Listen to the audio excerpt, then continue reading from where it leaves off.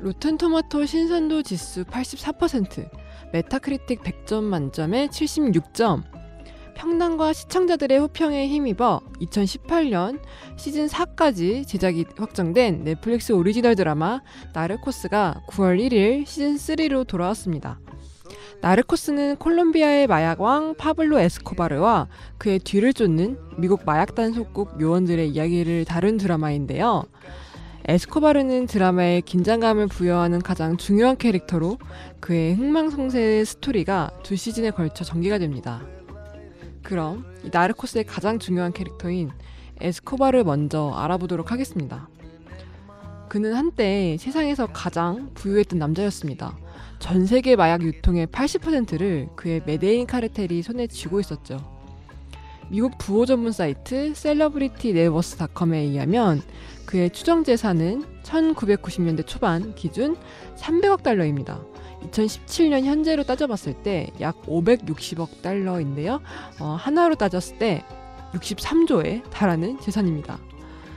1949년 콜롬비아의 한 시골 마을에서 태어난 에스코바르는 학교 선생님인 어머니와 농부인 아버지 밑에서 자랍니다. 학구열 높은 어머니 밑에서 성장했는데요. 학교에서 학생복지협의회장으로 선출되기도 하고 가난한 학생들을 위해 싸우기도 합니다. 하지만 마리화나에 물들면서 밀수품을 거래하거나 가짜 복권을 파는 등 범죄의 길로 들어섭니다. 메데인 지역의 대학에 진학도 하지만 학위 없이 학교를 그만두죠. 납치, 살인 등 강력 범죄까지 저지르던 그는 코카인이 돈이 된다는 걸 깨닫고 코카인 밀매에 뛰어듭니다. 그리고 22살에 100만 달러의 부자가 되죠. 그래서 시즌1은 에스코바르가 코카인 제조를 착수한 1970년대 후반을 배경으로 전개가 됩니다. 에스코바르와 메데인 카르텔이 저질렀던 범죄, 암살, 폭탄 테러, 뇌물 이런 것들을 나열하자면 끝이 없습니다. 정말로 전형적인 악당입니다.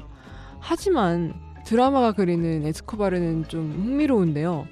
사람들이 흔히 알고 있는 마약 카르텔 두목으로서의 모습뿐 아니라 그의 개인적인 모습을 보여줌으로써 캐릭터의 개성을 부여합니다. 예를 들어 아내를 끔찍하게 여기면서도 동시에 리포터와 바람을 피우는 모습이라거나 마약 밀매로 번 돈으로 학교를 세워 사람들에게 인기를 얻는 모습 같은 것 말이죠. 그래서 에스코바르의 인생을 따라가다 보면 콜롬비아의 현대사, 미국 정세 등을 이제 알 수 있어서 흥미로운데 드라마 중간중간에는 다큐멘터리처럼 당시의 실제 영상, 에스코바르의 사진 등 기록물이 나옵니다. 나르코스는 에스코바르의 이야기뿐 아니라 콜롬비아의 현대사임을 보여주는 듯 말이죠. 그리고 에스코바르를 죽음으로 이르게 한 두 공신이 있습니다. 바로 DEA의 스티브 머피와 하비에르 페냐 요원입니다. 두 캐릭터 역시 실존 인물이죠.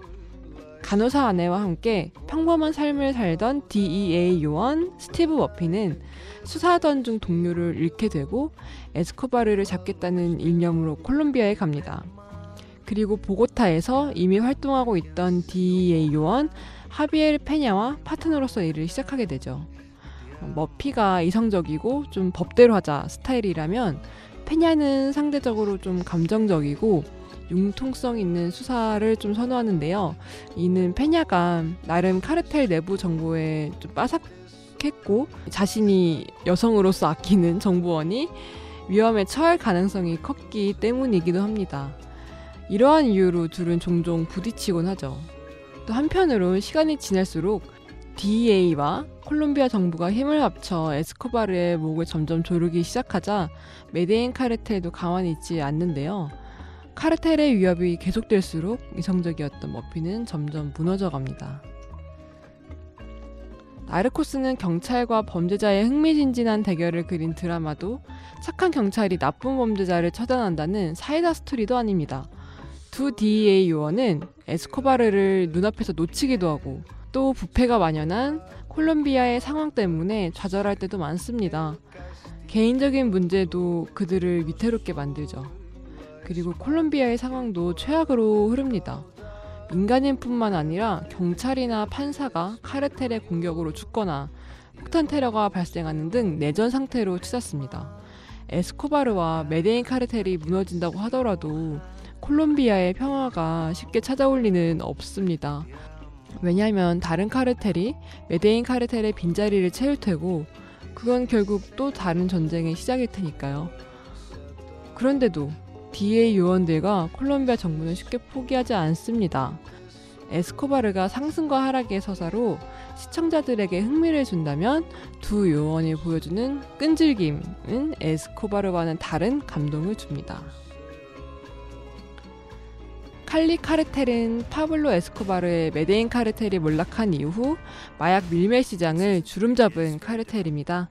1960년대 말 체마스란 소규모 범죄 조직에서 기원했는데 1969년 로드리게스 형제와 호세 산타크루즈가 체마스에 가담하면서 칼리 카르텔의 기초를 닦습니다. 재밌는 점으로는 메데인 카르텔의 리더 중 한 명인 호르헤 오초아와 힐베르토 로드리게스가 오랜 친구 사이였다는 것입니다. 그 때문에 두 조직은 큰 갈등 없이 미국 내 마약 시장을 장악할 수 있었습니다. 또 오초아의 여동생이 좌익 게릴라 조직에 납치됐을 때도 칼리 카르텔이 메데인 카르텔에 도움을 주면서 더욱 공고한 사이가 됐습니다. 근데 물론 이런 우호 관계는 오래가지 않습니다. 결국에 에스코바르가 죽은 이후 칼리 카르텔은 미국 내 코카인 점유량의 80%를 차지하면서 급성장하게 되는데요. 결국 1995년 6월 로드리게스 형제가 체포되고 주요 간부들이 자수하면서 칼리 카르텔은 몰락을 결국 1995년 6월 로드리게스 형제가 체포되고 주요 간부들이 자수하면서 칼리 카르텔은 몰락을 맞이합니다.